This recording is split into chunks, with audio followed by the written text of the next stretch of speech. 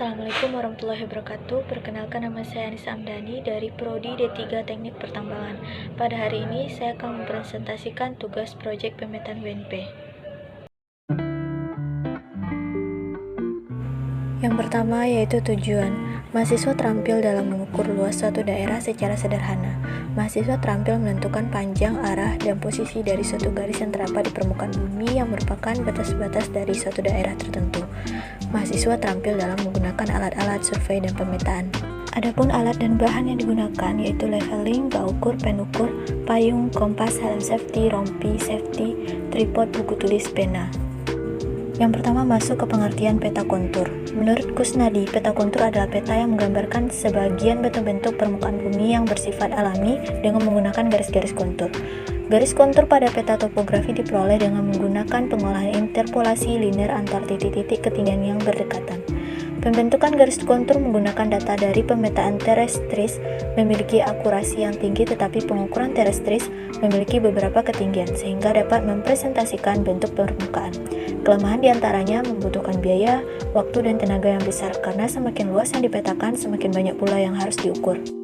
Masuk ke pengertian metode polar. Metode polar adalah metode yang membutuhkan sudut dan jarak sebagai data untuk menentukan koordinat suatu titik yang telah diketahui. Sudut, posisi titik, dan orientasi garis tergantung kepada pengukuran sudut dan arah. Dalam pekerjaan pengukuran tanah, arah ditentukan oleh sudut arah dan azimut.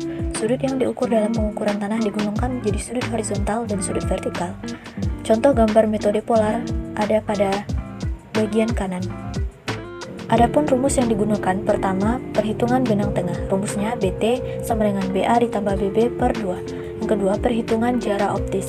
Rumusnya D sama dengan BA dikurang BB dikali 100. Dan yang terakhir, perhitungan beda tinggi. Rumusnya beda tinggi sama dengan tinggi alat dikurang BT. Selanjutnya kita masuk ke pengertian koordinat, di mana koordinat itu merupakan suatu titik yang didapatkan dari hasil perpotongan dari garis latitude dengan garis bujur, sehingga akan menunjukkan lokasi pada suatu daerah. Umumnya koordinat dibedakan menjadi koordinat geografik dan universal transfer Mercator atau UTM. Setelah pengertian koordinat, masuk ke pengertian sistem koordinat, di mana suatu cara atau metode untuk menentukan letak suatu titik dalam grafis. Ada beberapa macam sistem koordinat, yaitu sistem koordinat kartesius dan sistem koordinat kutub. Dan yang terakhir yaitu pengertian titik koordinat. Artinya, titik yang berpedoman pada garis latitude dan longitude suatu daerah. Kaitannya dengan longitude dan latitude adalah kedua garis lintang dan bujur inilah yang menentukan diperolehnya satu nilai derajat dari suatu titik yang diukur. Selanjutnya hasil dan pembahasan. Titik yang kami dapatkan di lapangan sebanyak 63 titik, di mana data-data tersebut kami masukkan ke dalam Excel dan kami masukkan rumus yang telah ditentukan, sehingga didapat titik koordinat yang akan dimasukkan ke dalam peta kontur. Nah, berikut peta kontur yang kami dapatkan dari hasil titik koordinat. Selanjutnya yaitu kesimpulan. Faktor berupa perbedaan elevasi harus diperhatikan pada saat pembuatan titik pengukuran dan pembuatan peta kontur. Jika perbedaan ketinggian lebih besar, kontur yang diproyeksi akan lebih baik. Untuk menggambarkan titik pengamatan pada saat membuat peta kontur, terlebih dahulu harus diketahui titik sambungnya, yaitu berupa titik yang diketahui koordinatnya untuk mempermudahkan penggambaran pada peta.